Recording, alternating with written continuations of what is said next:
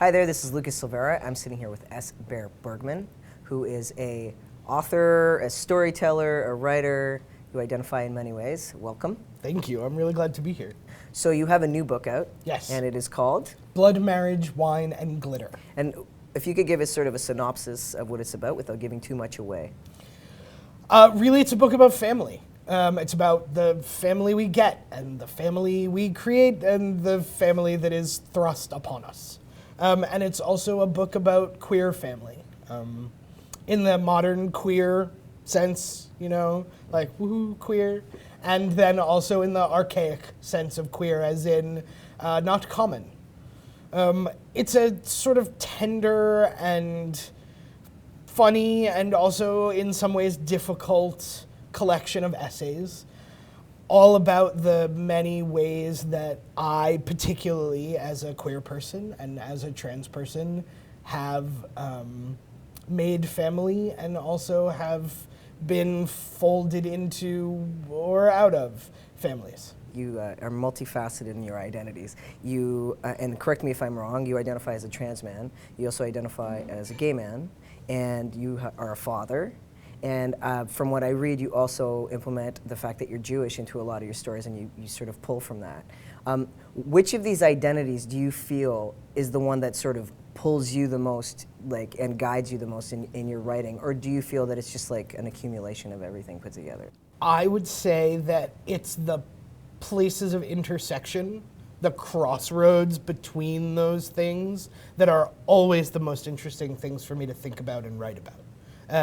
The sort of intersection of trans and queer, and the intersection of Jewish and queer, and trans and father, all of those places are where the really interesting tensions come up, but also where the really lovely stories come about, for me. I mean, and also some of the really hard stories. Do you ever think of sort of pulling away from that and trying to write from a completely unfamiliar space? I experiment with it, certainly. Mm-hmm. I have written some things that have been about parenting recently that have included no information about my gender or my sexual orientation, but that are just meditations almost about being a father. And they've been very interesting in two ways. One, people experience them as being more tender than fathers usually write. But two, I don't get any of the blowback that I get when I include my gender or my sexual orientation in the piece. So there's a part of me that feels like, that's nice, I enjoy this, but ultimately I feel conflicted about it. Because partly I feel like it's really great to be able to make work that stands on its own outside of an identity politics context.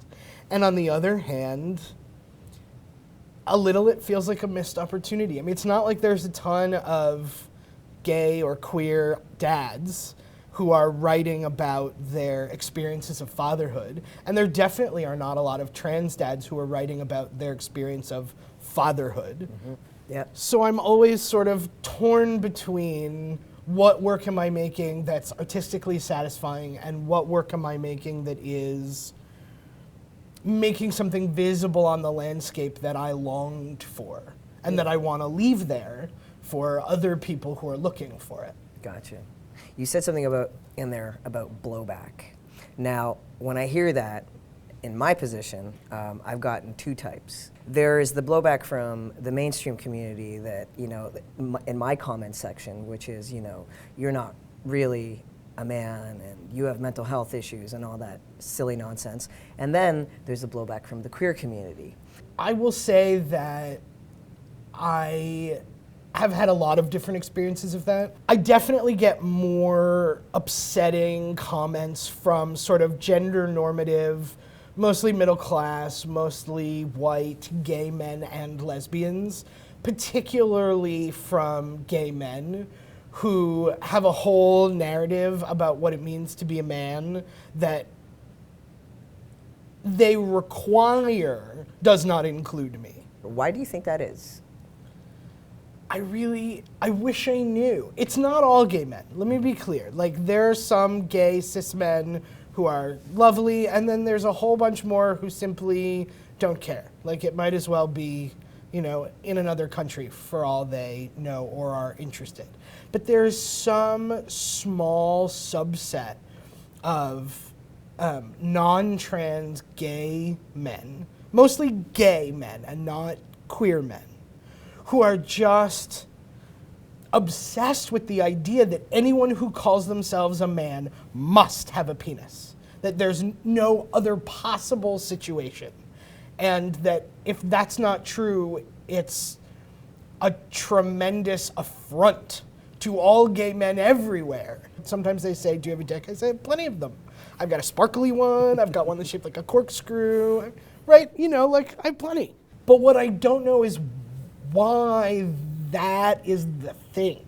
Mm-hmm. Why is that thing so important to the point where gay men sometimes just have a total loss of cabin pressure about the idea that someone could identify as gay and be romantically or sexually involved with a trans guy? And what's also interesting to me is that there doesn't seem to be anyone who's sort of halfway about it. Either they don't care, or it's like DEFCON 5, and there's nothing in between. Mm-hmm. When you go and speak to people, are you out there speaking from an academic place or a storytelling place, or do you sort of like, you meld both together? Because I'm trying to imagine what that sounds like. It's kind of a hearty blend. Yeah. I'll tell you what I don't do, is I never come and tell my story, which is the thing that I frequently get invited to do. And there's this sort of idea that you'll invite the transsexual and they'll come and they'll give this kind of sad narrative of their life and how hard it's been and how miserable and right, like this whole, you know what I mean? Oh, I do. And there's always sort of a nice older lady, and often in linen separates, who's, you know, behind it, kind of like, you know, she's wearing a chunky necklace that she got while she was on holiday in, you know, some non-North American country, and she's like just so ready to feel for you. Yeah. And I don't do that. I emphatically refuse to do that. I give several different talks. The most recent one that I give is called 5 Questions Everybody Wants to Ask the Transsexual, but shouldn't, but I'll answer some of them anyway. Well, and the thing that's useful for me about this is it gives me an opportunity to invoke each of those questions that people always want to ask, explain why people are so obsessed with those things, so kind of trouble the question, if you will, and then answer it in a way that gives the kind of information that I want for people to have, and not the kind of information they think they want. And it's, again, meant as sort of an antidote to the pity narrative or the deception narrative. You know, Julia Serrano, in both of her really good books, Whipping Girl and Excluded, talks about how there are really only 2 narratives about trans people. There's the deceptive transsexual and there's the pathetic transsexual, right? And when you think about mass media representations of trans people, that's what you see. And so for me, speaking at universities is an opportunity to say, hey, I have another idea. Here's the like well-spoken, fashionable, relatively well-adjusted transsexual who's actually having a pretty good go of it, right? And I don't mean that to erase the ways that it's hard to be a trans person, particularly for people who don't end up as white guys, because that's a real thing. But at the same time, I'm just done with the idea that we just have to continually rehearse this narrative of misery over and over and over again. House plants will wilt if you talk negatively to them all the time. I'm not a botanist, but I'm pretty sure that humans, who are a slightly more complex organism, might also be affected by that kind of constant repetition. So you mentioned these 5 questions. What are those 5 questions? The 5 that I talk about in the talk are, did you have the surgery? When did you know? How did your parents react? Is it hard to find people to date?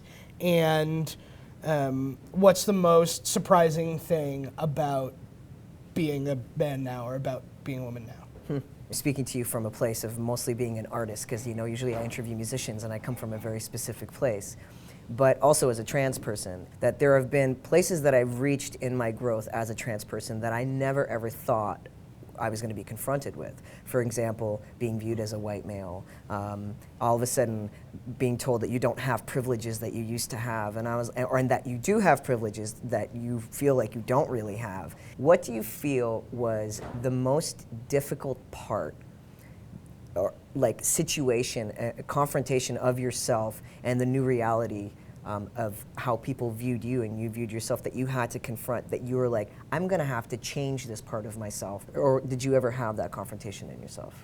Oh yeah.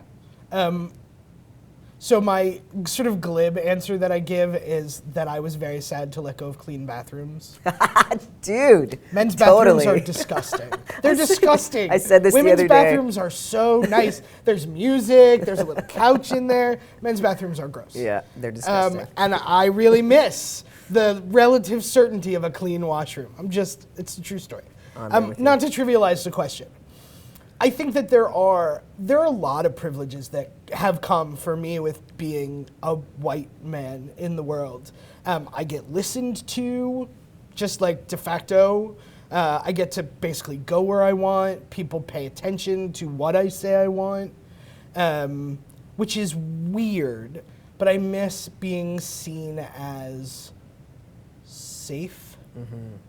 I miss being able to walk down the street late at night and not be like, oh, she's afraid of me. Like, I'm right behind her, I'll just slow down. And then I'm like, I'll tie my shoe, I'm not wearing shoelaces, okay? I'll fiddle with my cuff, I'll check my phone, like, I wanna let a gap open up so that, the woman who's also walking by herself that I'm walking behind doesn't feel threatened by me. So it makes perfect sense to me that women would be cautious. I mean, I'm a big guy, whatever. But I do kind of miss it. It's a true thing. In your writing, have you ever spoken of sort of like the resignation that you've had to have with sort of like your past life and your new life, or is that something that you've just always just kind of flowed through and spoken of present instead of like talking about what you've had to let go of?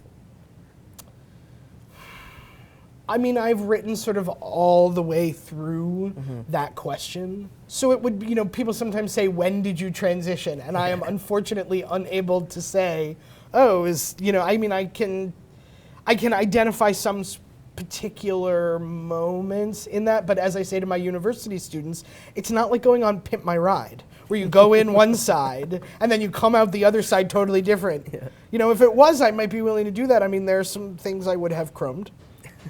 But, it's not a single opportunity situation. And they sometimes have a hard time kind of wrapping their minds around the idea that it's a process. It happens kind of in fits and starts. I have talked about a variety of things that have happened around different parts of transition and how I have felt about it at different times. And each of those things has been true for me in the time that I'm writing it. The brilliant thing about having 3 books is that you can always tell people, well, I'm not like that anymore. I think sometimes if I was a writer in that aspect, that I would feel that one of the books would entrap me as that human being forever. So that's beautiful that you're evolving along with it, right? It's really hard sometimes, particularly because that's the drawback to writing personal memoir-based work when you're 28 years old. 29 years old, right? Things change. Oh, yeah. I'm not married to the same person that I was married to when I wrote Butch is a Noun. My gender identity isn't the same as it was when I wrote Butch is a Noun. But there's still a lot of things in the book that are resonant and true today. But all of it is true for when it was written. And that's just sort of what I tell people. It is a complete and authentic moment. That's beautiful. And that's where it stays. That's kind of like a song. It is. Very much like one. Except then imagine that people are, at home with your first album. Oh, I know. Being like, right, that's the thing. And then you hear it and you're like, oh God, I know. can't. Did I really? Whew. Yep, I do it all the time. But that's the beautiful thing about being an artist and evolving, So yeah. And luckily, fans are willing to forgive us they're happy to see us progress. Or grow with us, which I Yes. think is the most important thing. For sure. Well, thank you so much for being with us, Bear. Thanks for having me. This was were great. A pleasure to talk to you. You too.